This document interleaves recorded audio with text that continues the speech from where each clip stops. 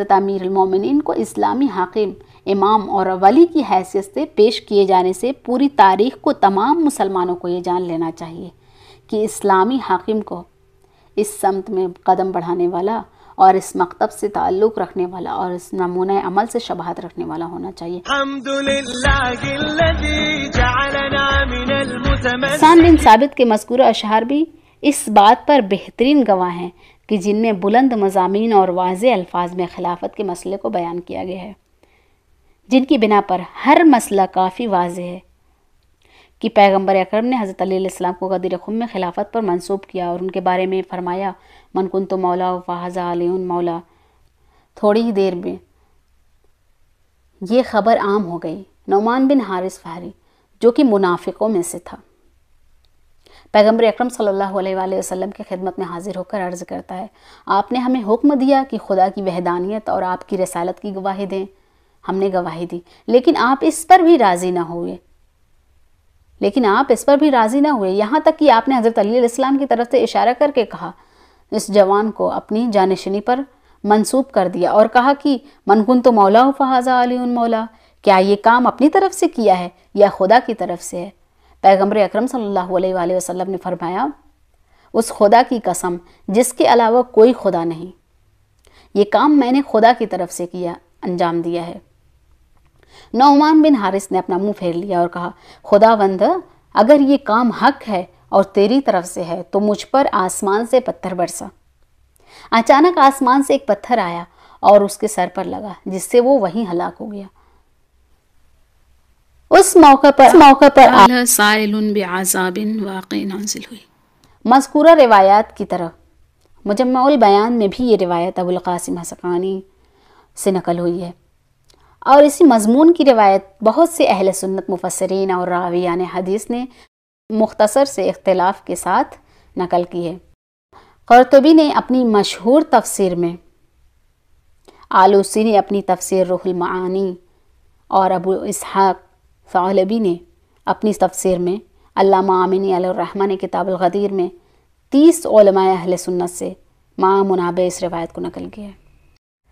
اب بات آتی ہے کہ غدیر، اس کی اہمیت کیا ہے، یا یوں کہیں عید غدیر کی اہمیت کیا ہے؟ بلا شبہ غدیر کے دن کی اہمیت بہت زیادہ ہے، اور اسلامی روایتوں میں وارد ہوا ہے کہ اس دن کی عظمت عید فطر اور عید الاضحیٰ سے بھی زیادہ ہے، لیکن اس کا مطلب یہ نہیں کہ اس سے اسلام کی ان دو عظیم عیدوں کی اہمیت کم ہوتی ہے۔ اسلامی روایتوں کے مطابق سے زیادہ باعظمت اس عید کی اہمیت ہے۔ سب سے زیادہ باعظمت اس عید کی اہمیت اسی میں ہے کہ اس سے ولایت کا مفہوم جڑا ہوا ہے۔ شاید یہ کہا جا سکتا ہے کہ پیغمبر اسلام صلی اللہ علیہ وآلہ وسلم نے، انبیاء الہی اور تمام عظیم رہنماؤں نے جو جد و جہد کی ہے، اس کا مقصد الہی ولایت کا قیام تھا۔ امام جعفر صادق علیہ السلام سے منقول ہے ایک روایت میں کہ آپ نے اللہ کی راہ میں جہاد کے دوران دین کے لیے کیے جانے والی کوششوں کا مقصد بتاتے ہوئے فرمایا ہے کہ مقصد یہ ہے کہ انسانوں کو بندوں یا غلاموں کی سرپرستی سے نکال کر اللہ کی سرپرستی میں داخل کیا جائے۔ تاہم عید غدیر کے معاملے میں یہ بات بھی ہے کہ ولایت و سرپرستی کے مسئلے میں دو اہم و بنیادی دائرے ہیں۔ ایک تو خود انسان اور اس کا نفس ہے، یعنی انسان میں یہ صلاحیت ہو کہ وہ الہی ارادے کو اپنے وجود اور اپنے نفس کا فرما روا بنائے اور اس کی صلاحیت رکھتا ہو، اور خود کو اللہ تعالیٰ کی سرپرستی کے دائرے میں داخل کرنے کی اہلیت اس میں موجود ہو۔ یہ دراصل وہ اولین اور بنیادی قدم ہے کہ جس کو نظر انداز کر دیا گیا ہے تو دوسرا قدم بھی اٹھانا ممکن نہیں ہوگا۔ دوسرا قدم یہ ہے کہ وہ اپنی زندگی کو اللہ کی سرپرستی کے سائے تلے لے آئے، یعنی سماج اللہ کی ولایت و سرپرستی میں آگے بڑھے، اور کسی بھی طرح کی دوسری ولایت اور لگاؤ، مال و دولت، قوم و قبیلے، طاقت، آداب و رسومات اور غلط رسومات سے لگاؤ اللہ کی ولایت کے راستے کی رکاوٹ نہ بنے، اور نہ ہی اللہ کی ولایت اور سرپرستی کے سامنے ان چیزوں کو کسی طرح کی اہمیت دی جائے۔ عید غدیر کے دن جس ہستی کا تعارف کرایا گیا ہے یعنی مولائے متقیان حضرت امیر المومنین علیہ السلام ولایت کے دونوں دائروں اور شیعوں میں ایک مثالیہ اور منفرد شخصیت ہے. اپنے نفس پر قابو اور اس پر لگام کسنے کے معاملے میں بھی کہ جو ایک بنیادی عنصر ہے، اور الہی ولایت کے لیے مثالیہ اور نمونہ عمل پیش کرنے کے معاملے میں بھی انہوں نے تاریخ میں ایسی مثالیں پیش کیں کہ الہی ولایت کی معرفت حاصل کرنے والے ہر شخص کے لیے ان کی کارکردگی ایک کامل نمونہ ہے. جیسے کہ مثال غدیر کا واقعہ اور پیغمبر اکرم صلی اللہ علیہ وآلہ وسلم کی جانب سے امیر المومنین علیہ السلام کا ولی امر اور اسلامی امت کے سرپرست کے طور پر تعین بہت بڑا اور معانی خیز واقعہ ہے. یہ دراصل سماج کے نظام و نسق میں پیغمبر اکرم صلی اللہ علیہ وآلہ وسلم کی جانب سے کردار ادا کرنا ہے. 18 ذی الحجہ سن 10 ہجری قمری کو رونما ہونے والے اس واقعے کے معنی یہ ہے کہ اسلام سماج کی نظم و نسق اور انتظام کو اہمیت دیتا ہے. ایسا نہیں ہے کہ حکومت کا پہلو اسلامی نظام اور اسلامی سماج میں یوں ہی چھوڑ دیا گیا ہے اور اسے نظر انداز کر دیا گیا ہے. اس کی وجہ بھی یہ ہے کہ کسی بھی سماج کا نظم و نسق سماجی اور امور میں سب سے زیادہ مؤثر عنصر ہوتا ہے. امیر المومنین کا تعین بھی کہ جو اصحاب پیغمبر میں تقوی و پرہیزگاری،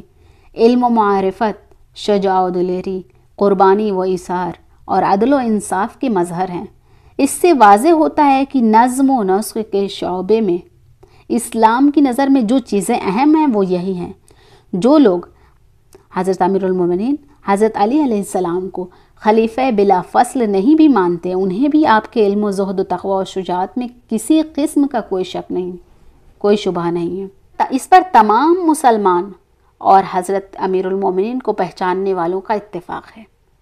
اس سے ثابت ہوتا ہے کہ اسلامی سماج کو اسلام اور پیغمبر اسلام صلی اللہ علیہ وآلہ وسلم کی نظر میں اپنے مطلوبہ ہدف کے طور پر کسی قسم کے نظم و نسق اور حکومت و انتظامیہ کے لیے کوشش کرنا چاہیے. اب بات کرتے ہیں غدیر کے عیاں و پنہان حقائق. غدیر کے واقعے میں بہت سے حقائق ہیں.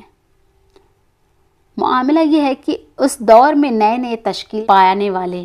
اسلامی سماج میں جس کی تشکیل کو تقریباً 10 برس کا عرصہ گزرا تھا، نبی اکرم صلی اللہ علیہ وآلہ وسلم نے حکومت اور امامت کے معاملے کو اس کے وسیع مفہوم و معانی کے ساتھ طے کرنا چاہا اور حج سے واپسی غدیر خم میں امیر المومنین کو اپنا جانشین معین کرنا تھا.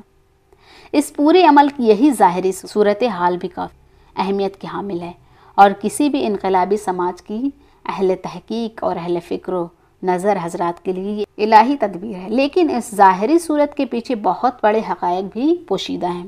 کہ اگر اسلامی امت اور اسلامی سماج ان نکات پر توجہ دے تو زندگی کی راہ و روش واضح ہو جائے گی. بنیادی طور پر اگر غدیر کے معاملے میں تمام مسلمان چاہے وہ شیعہ ہوں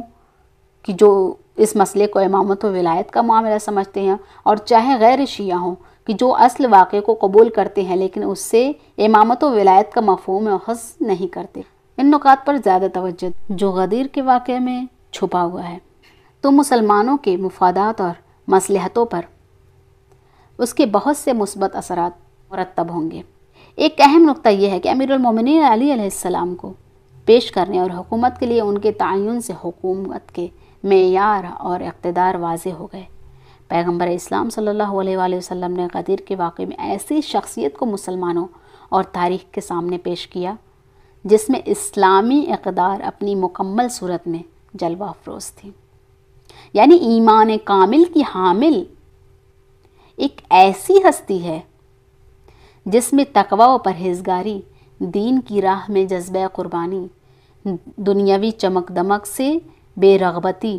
اپنی کامل ترین شکل میں موجود تھی اور جسے تمام اسلامی میدانوں، خطروں کے وقت، علم و دانش، قضاوت اور اس جیسی دیگر شعبوں میں آزمایا جا چکا تھا. یعنی حضرت امیر المومنین کو اسلامی حاکم، امام اور ولی کی حیثیت سے پیش کیے جانے سے پوری تاریخ کو تمام مسلمانوں کو یہ جان لینا چاہیے